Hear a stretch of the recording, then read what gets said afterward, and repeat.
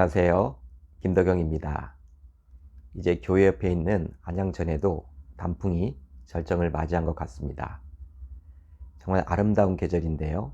오늘 하루도 영의 양식인 하늘 양식으로 영육 모두 승리하셨으면 좋겠습니다.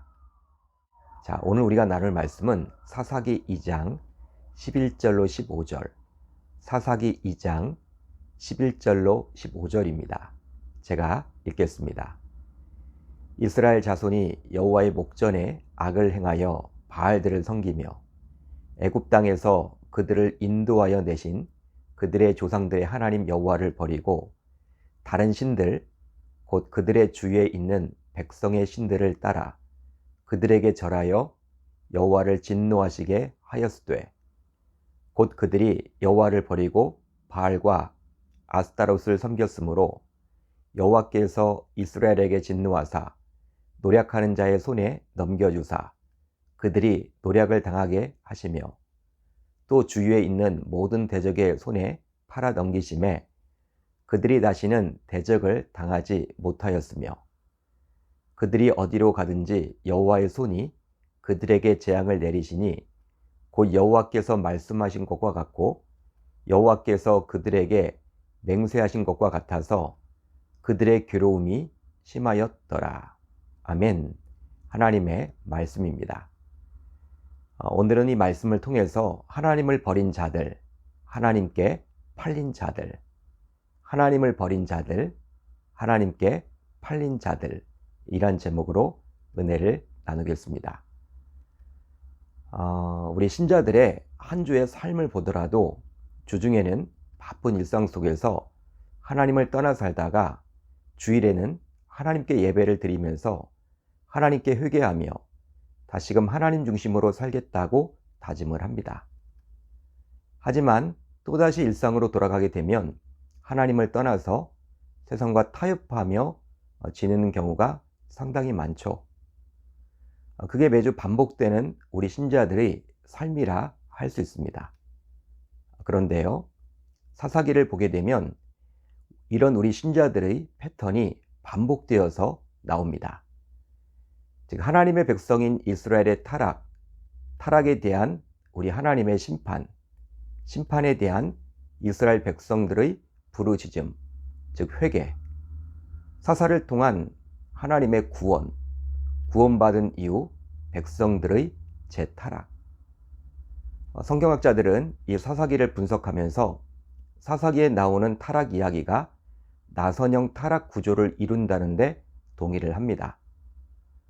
한마디로 사사시대가 초반과 중반 그리고 후반으로 점점 흘러가면서 이스라엘 백성들의 영적 상태가 더욱더 악랄해지고 죄악된 모습으로 간다라는 것이죠. 이제 사사기 3장에 들어가게 되면 첫 사사인 온니엘의 행적이 나오게 되는데요. 따라서 오늘 우리가 살펴볼 사사기 2장은 일종의 사사기의 맛보기라고 볼 수도 있습니다. 그렇다면 당시 백성들은 무엇을 섬겼습니까? 무엇을 섬겼을까요? 자, 오늘 말씀 13절을 보면 이렇게 기록이 되어 있죠. 곧 그들이 여호와를 버리고 바알과 아스타롯을 섬겼으므로. 바로 백성들이 바알과 아스타롯을 섬겼다라고 사사기의 저자는 말을 해줍니다. 이 바알은 주인이란 뜻이에요. 즉 땅과 짐승의 생산과 번식을 관장하는 신으로서 비와 풍요의 신으로 알려졌습니다. 아스타롯은 엘과 아세라의 딸이자 바알의 여러 배우자 중에 하나이며 풍요와 사랑과 전쟁의 여신으로 소개가 됩니다. 심지어 로마 시대에는 아프로디테, 즉 비너스로 불려지기도 했죠. 그만큼 이 아스타롯은 로마 시대까지 사람들의 시선을 사로잡은 신이라고 볼 수도 있습니다. 그런데 당시 백성들이 이 바알과 아스타롯을 섬기느라 여호와를 버렸다라고 성경은 말을 해주고 있죠. 성경은 말을 해주고 있어요. 실제 그렇지만 이스라엘 백성들은 여호와 하나님께 드리는 제사를 멈춘 적이 없습니다. 그러기에 당시 백성들에게 왜 여호와를 버렸느냐라고 이렇게 묻는다면 백성들은 아마도 결코 그런 적이 없을 것이라고 답을 할 거예요. 하지만 이런 백성들의 생각과 우리 하나님의 판단은 달랐습니다. 바로 백성들은 하나님께 끊임없이 제사를 드렸기에 하나님을 버린 적이 없다라고 하겠지만, 하나님께서는 백성들이 제사를 드리기는 드리지만 오직 하나님께만 드린 것이 아니라 가나안 사람들이 섬겼던 바알과 아스타롯에게도 제사를 드렸기에 이것은 하나님을 버린 것이라고 판단했고, 그렇기 때문에 하나님께서 성경에 그렇게 기록을 해준 것이죠. 따라서 현재를 살아가는 지금도 마찬가지입니다. 우리 신자들은 주일 성수, 11조를 비롯한 헌금 생활, 각종 봉사 등을 하게 되면 하나님을 잘 믿는 것이라고 스스로 생각을 하죠. 실제로 그런 분들이 교회에서도 인정을 받아서 중직자가 되기도 합니다. 하지만 분명한 것은 하나님의 판단 기준은 다르다라는 거예요. 바로 아무리 하나님을 위한다라는 이유로 주일 성수를 하고 헌금 생활을 잘 하고 봉사를 한다고는 하지만 오직 하나님보다 자녀, 돈, 명예, 지식, 선행 등이 우선순위가 된다면 하나님께서는 우리가 하나님을 버렸다라고 여길 것입니다. 그러기에 사사기를 보면서 우리는 항상 자신의 신앙을 점검해 봐야만 하는 것이죠. 그렇다면 요즘 여러분들의 관심사는 무엇입니까? 혹시 그 관심사 때문에 하나님을 향한 시선과 마음이 자꾸 뒤로 밀리고 있지는 않습니까? 그렇다면 어떤 의미에서 우리도 바알과 이 아스타롯을 섬기느라 하나님을 버린 것입니다. 아마도 어쩌면 하나님께서 그리 여기시겠죠. 따라서 저와 여러분들 모두 이 말씀을 들은 이후부터는 이 세상에 존재하는 어떤 다른 무엇을 하나님보다 앞세우지 말아야 할 줄로 믿습니다. 그것이 설령 부모요, 자녀와도 같은 우리에게 너무나도 소중한 존재일지라도 말이죠. 이처럼 하나님을 버린 백성들을 향해서 이제 하나님께서는 다음과 같은 결정을 내리시는데요. 자, 오늘 본문 14절을 볼까요? 이렇게 기록이 되어 있죠. 여호와께서 이스라엘에게 진노하사 노략하는 자의 손에 넘겨주사 그들이 노략을 당하게 하시며 또 주위에 있는 모든 대적의 손에 팔아 넘기심에 그들이 다시는 대적을 당하지 못하였으며. 하나님을 버리고 바알과 이 아스타롯을 섬겼던 백성들을 향해서 하나님께서는 진노하셨습니다. 화를 내셨습니다. 하나님께서 한마디로 분노하셨다는 것이죠. 이것은 그동안 우리가 알아왔던 하나님의 속성과는 분명히 다른데요. 바로 우리가 하나님을 떠올리면 사랑이 떠올려지기 때문이죠. 따라서 사랑과 긍휼과 자비의 하나님께서 어떻게 화를 내실 수가 있을까? 우리는 의문을 갖지 않을 수가 없습니다.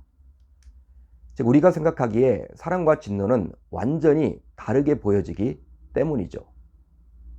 하지만 하나님을 버리고 바알과 아스타롯을 섬겼던 백성들을 향해 하나님께서 화를 내셨다는 것에서 우리는 다음을 생각해 볼 수 있습니다. 바로 신자인 우리가 하나님보다도 앞세우는 것이 있다면 하나님의 진노를 불러일으킨다는 사실을 우리는 알 수 있는 것이죠. 실제로 하나님의 관심은 불신자가 아니라 자신이 택한 신자들입니다. 그런데 많은 사람들 가운데 자신이 친히 택한 자가 자신을 버리고 돈을 쫓고 자녀를 쫓고 명예를 쫓고 부모를 쫓고 권력을 쫓고 지식을 쫓아다닌다면 이것은 하나님의 분노를 일으키게 된다는 것이죠. 바로 하나님께서 배신감을 느끼시기 때문입니다. 그래서일까요? 신명기 4장 24절을 보게 되면 하나님에 대해서 모세는 다음과 같이 소개를 해주고 있습니다. 내 하나님 여호와는 소멸하는 불이시요 질투하시는 하나님이시니라.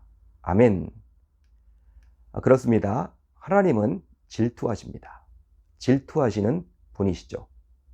바로 신자인 우리가 하나님이 아닌 다른 무언가를 우선시할 때 말이죠. 따라서 저와 여러분들은 하나님으로부터 그런 질투를 받지 않도록 하나님을 가장 우선시 여겨야만 하겠습니다. 결과적으로 이제 진노하신 하나님께서는 자신의 백성들을 그 우상들을 섬기던 주변 나라들에게 팔아 넘기셨습니다. 바로 하나님을 버린 백성들에 대해 심판의 차원에서 하나님께서 그리 하신 것이죠. 여러분, 한번 생각을 해보십시오.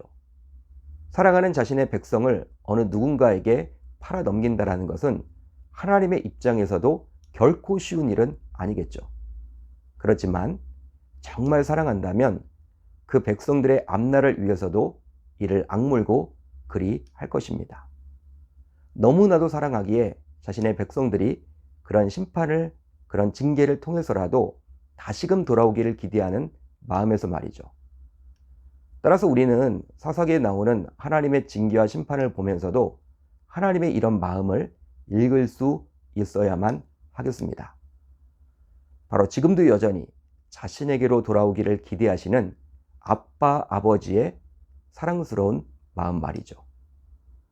자, 이제 함께 기도할 텐데요. 오늘 우리 공동체가 함께 나눌 기도 제목은 두 가지입니다. 우선 질투하시는 하나님이심을 기억하며 하나님보다 앞세우는 것이 없게 하소서. 다음으로 11월 13일 임직 감사 예배를 통해서 세워지게 될 53분의 일꾼들로 인해서 우리 교회가 다시 한번 재도약하게 하소서. 오늘 하루도 말씀을 붙잡고 기도하는 가운데 우리 주님의 세밀한 음성을 듣는 저와 여러분들이 다 되셨으면 좋겠습니다.